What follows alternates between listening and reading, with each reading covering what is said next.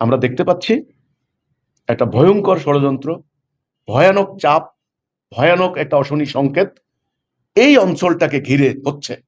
America করছে এক ধরনের, ইন্ডিয়া করছে এক ধরনের, চীন করছে এক ধরনের।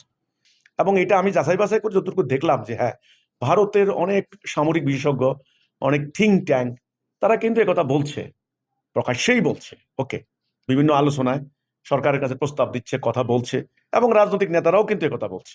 তাদের একটা ইচ্ছা, আকাঙ্ক্ষা, যেটা আমরা নেগেটিভলি বলতে পারি খায়েশ, এগুলা। ওকে, তারা বলছে চিকেন নেক তাদের সমস্যা, তারা সেভেন সিস্টার তারা কিন্তু রাখতে পারবে না, এরকম একটা চীনের আধিপত্য মোকাবেলায়। তখন তারা বলছে রংপুরটাকে নিয়ে যেতে পারলে চিকেন নেক থাকবে না, এটা একেবারে হাতির নেকে পরিণত হবে। হ্যাঁ, চিটং তো ওই দিক থেকে পরিকল্পনা, বাট রংপুরের কথা আমি বলছি। তাহলে এখন হতে পারে এখানে একটা ধর্মীয় ইস্যু সৃষ্টি করার উদ্দেশ্য হতে পারে। এখন ধরেন যদি হিন্দুরা এখানে একটা মূর্তি বানাচ্ছে, আন্তর্জাতিকভাবে কথা আসতে পারে যে এটা ওদের ধর্মীয় অধিকার, ধর্মীয় কর্তব্য, এটা মানবাধিকার, ধর্মীয় স্থাপনা তুমি ইয়ে করতে পারো না, ওদের জায়গায় ওরা বানাচ্ছে। এখন আপনি কি করলাম, আমরা কি করলাম, এটা ভাঙার জন্য আমরা কর্মসূচি দিলাম। উদাহরণ দিচ্ছি আমি, উদাহরণ। তাহলে এটা নিয়ে লাগবে একটা সাম্প্রদায়িক দাঙ্গা, এটা নিয়ে লাগবে একটা দ্বন্দ্ব, সংঘাত। এটাই তো চাচ্ছে কোন কোন মহল, আঞ্চলিক আন্তর্জাতিক মহল চাচ্ছে তো এটাই, লাগুক গন্ডগোল। গন্ডগোল লাগলে তো সুবিধা। এখন আমাদের রংপুর আলাদা করে নিতে পারলে ওদের সামরিক সিস্টেম, ওরা চীনের মোকাবেলা করবে, কারণ ওরা একটা পরাশক্তি, চীন আর একটা পরাশক্তি। আমরা বেচারা হয়ে গেছি মাঝখানে, আমরা বেচারা, আমরা কি করবো এখন ভাই? এই এত বড় মূর্তি কেন বানাচ্ছে, কি এই পরিকল্পনা থেকে ওই চিন্তা বাদ দেন, ওরা করবে, ওরা আরো বড় করবে। আপনারা কি করছেন এটা মোকাবেলায়? হিন্দুরা এত বড় রাম মূর্তি মন্দির নির্মাণ করার সাহস কিভাবে করলো? আপনার প্রশ্ন এটা? ওদের কাদের প্রশ্ন এটা?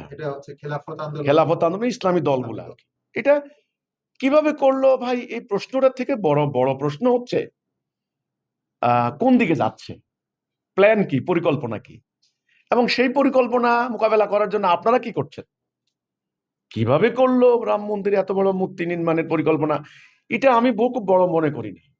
হতে পারে গত নির্বাচনে ইন্টারিমের টাইমে যেভাবে ধর্মীয় দলগুলির বাড়ন্ত, এরপরে একটা নির্বাচিত সরকার ক্ষমতা আসছে, তারা হয়তো মনে করেছে যে এই সরকারের আমলে আমাদের এখন ধর্মীয় কিছু স্থাপনা আমরা করে ফেলি, এরকম হতে পারে, আমি জানি না।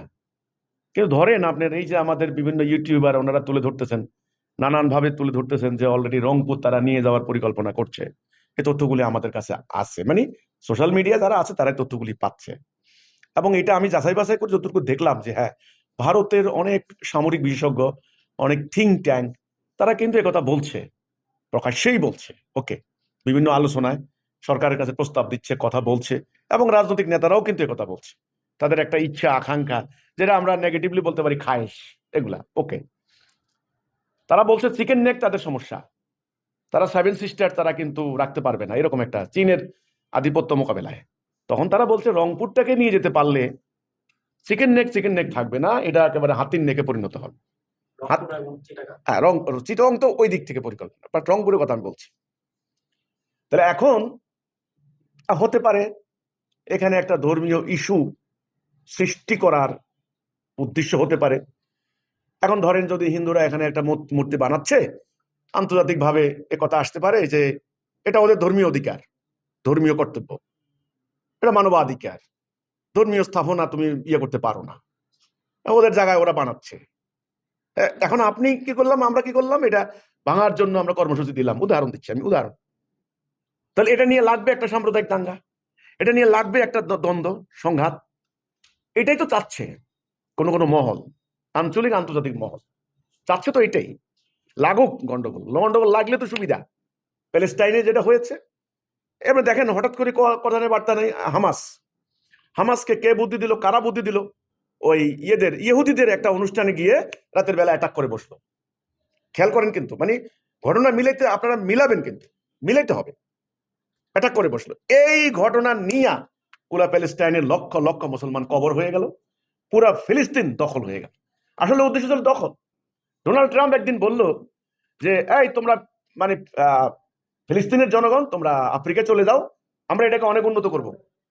Number one. নাম্বার টু, আপনি মিয়ানমার একদিন হঠাৎ করে কি করলো, আরাকান আর্মি না মিয়ানমারের সেনাবাহিনীর সেনা চৌকিতে এই আরাকান মুসলমানদের যে সংগঠন আছেন এ ধরনের অ্যাটাক করে বসলো পুলিশের ইয়েতে, মানে সেনা চৌকি অথবা পুলিশের নিরাপত্তা চৌকি, ওখানে কিন্তু অ্যাটাক করে বসলো। এই ঘটনাটা খেয়াল করেন, কিন্তু কারা বুদ্ধি দিল, এই গ্রুপগুলি কে চালায়, কারা চালায়, অ্যাটাক করে বসলো। এই ঘটনা নিয়ে শুরু হলো মুসলমানদের বিরুদ্ধে অভিযান। সমস্ত মিডিয়া প্রচার চালাইলো কি, মুসলমান উগ্র, মুসলমান সন্ত্রাসী, মুসলমান সরকারকে কোনো শান্তি দিবে না, এদেরকে এখান থেকে উচ্ছেদ করতে হবে। শুরু হলো উচ্ছেদ অভিযান। হ্যাঁ, জীবন্ত মানুষ পুড়িয়ে ফেলা হলো, প্রেগনেন্ট নারীকে জবাই করে বাচ্চাকে হত্যা করে তাকে দর্শন করা হলো। এই ভয়াবহ পৈশাচিক দৃশ্য জনগণ দেখেছে। ফলটা কি হলো, লক্ষ লক্ষ 24 লক্ষ মুসলমান ওখান থেকে আউট, 40,000 বর্গমাইল দখল, এখন আরাকান আর্মির দখল, এখন চীনের বিশাল বাণিজ্য পরিকল্পনা চলছে সেখানে, ইন্ডিয়া চলছে। তো এখন আমাদের রংপুর আলাদা করে নিতে পারলে ওদের সামরিক সিস্টেম, ওরা চীনের মোকাবেলা করবে, কারণ ওরা একটা পরাশক্তি, চীন আর একটা পরাশক্তি। আমরা বেচারা হয়ে গেছি মাঝখানে, আমরা বেচারা, আমরা কি করবো এখন ভাই? এই এত বড় মূর্তি কেন বানাচ্ছে কি, এই পরিকল্পনা থেকে ওই চিন্তা বাদ দেন, ওরা করবে, ওরা আরো বড় করবে। আপনারা কি করছেন এটা মোকাবেলায়? আমার প্রশ্ন কিন্তু এইটা। এই জন্য বলি, মাথা গরম করেন না, এদিকে ওদিকে ঢিল ছুঁড়েন না, আমার কথা শুনেন, আমাকে অবজ্ঞা করেন না, আমাকে গালাগালি দিয়েন না, কাফের ফতুয়া দিয়ে লাভ হবে না। বসেন, তাড়াতাড়ি তাওহীদের উপরে ঐক্যবদ্ধ হন, ঈমান আনেন, তাওহীদের উপর ঐক্যবদ্ধ হন, জাতির নেতা একজন বানান, সবাই মিলে জান মাল দিয়ে আল্লাহর দিন প্রতিষ্ঠার জন্য শপথ নেন। যেটা আল্লাহ রসুল যে শিক্ষা দিচ্ছেন, ওই শিক্ষায়, ওই আদর্শে, যে কারণে তিনি মদিনা রক্ষা করতে পারছেন আল্লাহ সাহায্যে মোমেনদের দ্বারা, এরকমের একদল মোমেন তৈরি করেন, যারা উদ্বাস্তু শিবিরে পালাবে না, যারা অর্থ পাচার করবে না, যারা 2 নম্বরই করবে না, যারা ধর্ম ব্যবসা করবে না, নিজের 16 আনা আর জাতির জন্য 1 আনাও নাই, এরকম স্বার্থপর হবে না। পারেন তো একটা আদর্শ দ্বারা এই লোক বানান, তবে রক্ষা হবে, নাইলে রক্ষা হবে না। আপনি আমাকে প্রশ্ন করলেন যে হিন্দুদের এত বড় মূর্তি বানাচ্ছে কেমনে করলো, ওই প্রশ্ন থেকে বরং এখন প্রশ্ন করেন, জাতিকে প্রশ্ন করান, নানানমুখী চাপ, চক্রান্ত, ষড়যন্ত্রের হাত থেকে জাতিকে কেমনে বাঁচাইবেন, এটা নিয়ে, সেই বাঁচানোর প্রক্রিয়া নিয়ে আমি কাজ করছি। এই হলো আমার কথা। কতগুলা নারী শিশু 24 ঘন্টা নিয়ে 48 ঘন্টা বৃষ্টিতে ভিজলো, সারা রাত থাকলো সেখানে, একবার ওই আমাদের বর্ডার গার্ড ঠেলে, আবার ওদের বিএসএফ ঠেলে, এই ঠেলাঠেলি ধাক্কা ধাক্কি, এই মানবতার বিপর্যয়।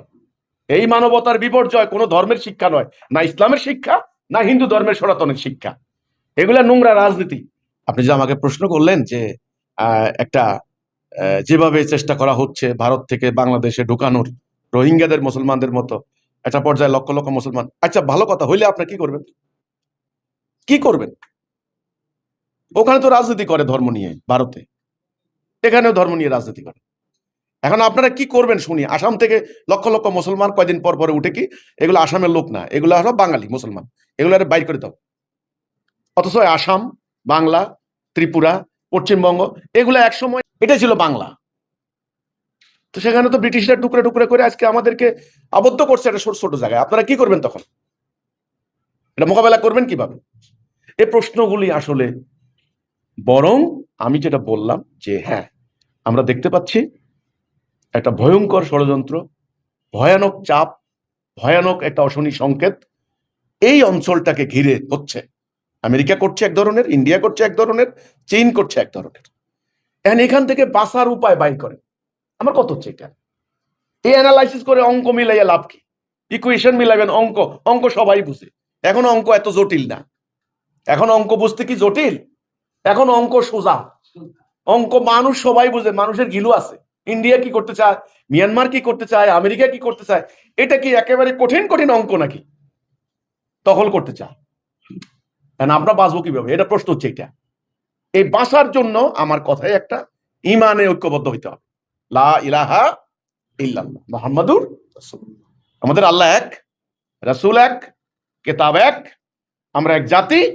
এবার আমরা পান্তাবাদ খাই আর যাই খাই, আমরা এক, আমরা ভাগযোগ করে খাবো। আমরা কোনোভাবে ঐক্য নষ্ট করব না, এই রাজনৈতিক হানাহানি চলবে না, ধর্ম নিয়ে ব্যবসা চলবে না। এই শর্তের উপরে যদি ঐক্যবদ্ধ করতে পারেন, তবে আগামী দিন বাঁচতে পারবেন, নাইলে এই ধরনের প্রশ্ন করে কোনো লাভ হবে না, বাঁচার কোনো সম্ভাবনা নাই, বাঁচাতে কেউ পারবে না। ওই রাজনীতি এখানেও হবে, ওখানেও হবে, পাবলিক কিন্তু আরো নিপীড়িত হবে। আপনি এই অমানবিক দৃশ্য আপনি কিভাবে বলবেন?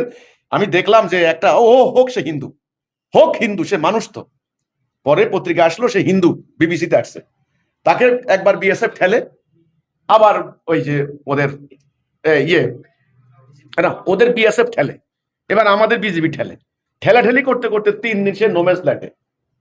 কতগুলা নারী শিশু 24 ঘন্টা নিয়ে 48 ঘন্টা বৃষ্টিতে ভিজলো, সারা রাত থাকলো সেখানে। একবার ওই আমাদের বর্ডার গার্ড ঠেলে, আবার ওদের বিএসএফ ঠেলে। এই ঠেলাঠেলি ধাক্কা ধাক্কি, এই মানবতার বিপর্যয়। এই মানবতার বিপর্যয় কোনো ধর্মের শিক্ষা নয়, না ইসলামের শিক্ষা, না হিন্দু ধর্মের সনাতনের শিক্ষা। এগুলা নোংরা রাজনীতি, এই ইবলিস শয়তান এরা লাগিয়ে দিচ্ছে। এখন এখান থেকে জাতিকে বাঁচাইতে হলে তাড়াতাড়ি একটা আদর্শের উপরে ঐক্যবদ্ধ হতে হবে। সেই সলিউশন, সেই রাস্তা আমি তুলে ধরেছি। এই হলো কথাটা।